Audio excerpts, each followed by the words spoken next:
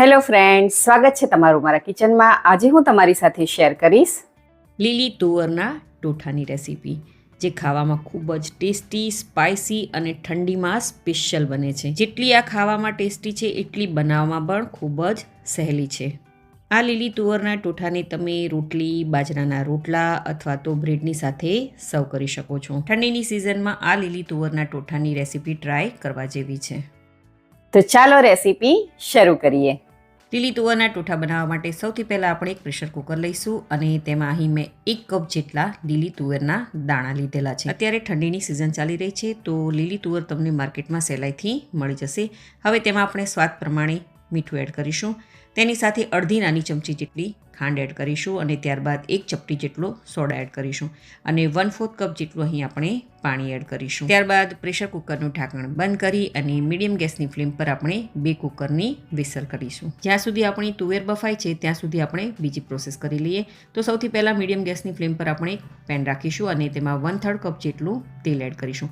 અહીં આ શાકની અંદર તેલનું પ્રમાણ વધારે હોય છે.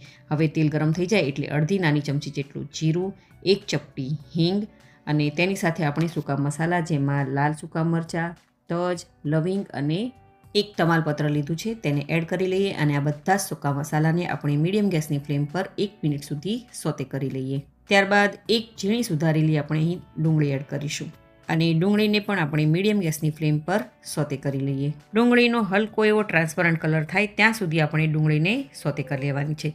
તો તમે જોઈ શકો છો કે ડુંગળી સરસ એવી સોતે થઈ ગઈ છે. હવે આપણે તેમાં એડ કરીશું 1 મોટી ચમચી જેટલી આદુ, લસણ અને લીલા મરચાંની પેસ્ટ અને તેને પણ ડુંગળી સાથે સરસ એવી સોતે કરી લઈએ, તેથી લસણ અને આદુનો જે કાચો ટેસ્ટ છે તે વયો જાય. તો તમે જોઈ શકો છો કે લસણ, આદુ અને મરચાંની પેસ્ટ સરસ એવી સતળાઈ ગઈ છે. હવે તેમાં આપણે એડ કરીશું 1 મોટી ચમચી જેટલો લસણનો આગળનો જે સફેદ ભાગ છે તેને એડ કરી લઈએ અને તેને પણ સરસ એવી આપણે સોતે કરી લઈએ. આ લસણને સોતે થવામાં બિલકુલ પણ વાર નથી લાગતી. લગભગ 1 મિનિટની અંદર સરસ એવું સતળાઈ જાય છે. હવે તેમાં આપણે એડ કરીશું લસણના લીલા પાન, જે અહીં મેં 2 મોટી ચમચી જેટલા અને ઝીણા સુધારેલા લીધા છે. તેને એડ કરી અને સરસ એવું તેને પણ સોતે કરી લઈએ. અહીં જો તમારી પાસે લીલું લસણ ના હોય તો તમે સૂકા લસણનો પણ ઉપયોગ કરી શકો છો. હવે તેમાં આપણે એડ કરીશું થોડા એવા મસાલા, જેમાં અડધી નાની ચમચી જેટલો હળદર પાવડર, 1 મોટી ચમચી જેટલું કાશ્મીરી લાલ મરચું પાવડર, 1 મોટી ચમચી જેટલું ધાણા જીરું પાવડર એડ કરીશું અને બધા જ મસાલાને સારી રીતે મિક્સ કરી લઈએ. મસાલા સરસ એવા મિક્સ થઈ જાય એટલે આપણે તેમાં એડ કરીશું 1 કપ જેટલી ટામેટાની પ્યોરી. અહીં મેં ટામેટાની પ્યોરી કરીને લીધી છે. તમે ટામેટાના નાના નાના ટુકડા કરી અને તેને પણ એડ કરી શકો છો. હવે ટામેટાની પ્યુરીને આપણે મસાલા સાથે સરસ એવી મિક્સ કરી લઈએ. તો 1 મિનિટ માટે આપણે આ ગ્રેવીને આવી રીતે ખુલ્લી જ કૂક કરવાની છે. ત્યારબાદ ઢાંકણ ઢાંકી અને ઓછામાં ઓછી 2 થી 3 મિનિટ સુધી આ ગ્રેવીને આપણે કૂક થવા દેવાની છે. તો લગભગ 3 મિનિટ થઈ ગઈ છે અને તમે જોઈ શકો છો કે ગ્રેવી સરસ એવી કૂક થઈ ગઈ છે અને થોડું એવું તેલ પણ છૂટું પડવા લાગ્યું છે. તો એકવાર સારી રીતે મિક્સ કરી હવે ત્યારબાદ આપણે તેમાં એડ કરીશું સ્વાદ પ્રમાણે મીઠું. અહીં મીઠાનું પ્રમાણ સ્વાદ પ્રમાણે જ રાખવાનું છે, કારણ કે આપણે આગળ તુવેરમાં પણ મીઠું એડ કર્યું છે. તો મીઠાનું પ્રમાણ તમે તમારા ટેસ્ટ પ્રમાણે વધારે કે ઓછું પણ કરી શકો છો. તો ગ્રેવી આપણી સરસ એવી તૈયાર થઈ ગઈ છે અને તુવેર પણ અહીં આપણી તમે જુઓ સરસ એવી બફાઈ ગઈ છે.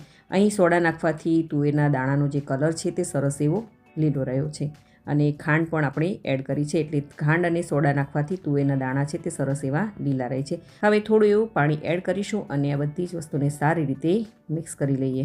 આ શાકને આપણે આવી રીતે ખુલ્લું જ કૂક કરવાનું છે. તો તમે જોઈ શકો છો કે લગભગ 1 થી 2 મિનિટમાં મસાલા છે તે તુવેર સાથે સરસ એવા મિક્સ થઈ ગયા છે. હવે તેમાં આપણે એડ કરીશું 1 મોટી ચમચી જેટલો લીંબુનો રસ, ત્યારબાદ અડધી નાની ચમચી જેટલો ગરમ મસાલો અને થોડી ઝીણી સુધારેલી કોથમીર એડ કરીશું અને બધી જ વસ્તુને સારી રીતે મિક્સ કરી લઈએ. અહીં ગરમ મસાલો મેં ઘરનો બનાવેલો વાપર્યો છે, તમે બહારનો પણ મસાલો વાપરી શકો છો. તો આપણા લીલી તુવેરના ટોઠા બનીને તૈયાર થઈ ગયા છે. હવે આપણે ગેસને બંધ કરી લઈએ અને ગરમા ગરમ આપણે તેને સર્વ કરી લઈએ. તમે આ રેસીપી કઈ સિટી, કયું સ્ટેટ અને કઈ કન્ટ્રીમાંથી જોઈ રહ્યા છો મને કમેન્ટ કરીને જરૂરથી જણાવજો.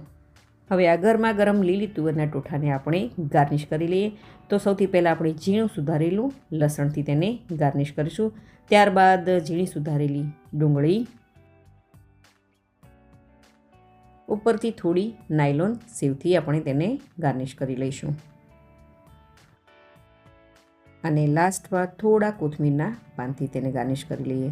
હવે મેં અહીં લીલી તુવેરના ટોઠા સાથે બ્રેડ લીધી છે, તેને મેં સરસ એવી શેકી લીધી છે. અહીં તમે આ તુવેરના ટોઠા સાથે બાજરીના રોટલા, રોટલી અથવા તો પરોઠા પણ લઈ શકો છો. સાથે ડુંગળીનું સલાડ અને એક લીંબુની સ્લાઈસ. તો શિયાળાની આ કડકડતી ઠંડીમાં આ લીલી તુવેરના ટોઠા તમે એકવાર જરૂરથી ટ્રાય કરજો. બધાને ખૂબ જ ભાવશે. જો તમને મારી આજની આ રેસીપી ગમી હોય તો વિડીયોને લાઇક કરજો અને વધારેમાં વધારે શેર કરજો અને મારી ચેનલને જરૂરથી સબસ્ક્રાઈબ કરજો. તો ફરી મળીએ એક નવી રેસીપી સાથે.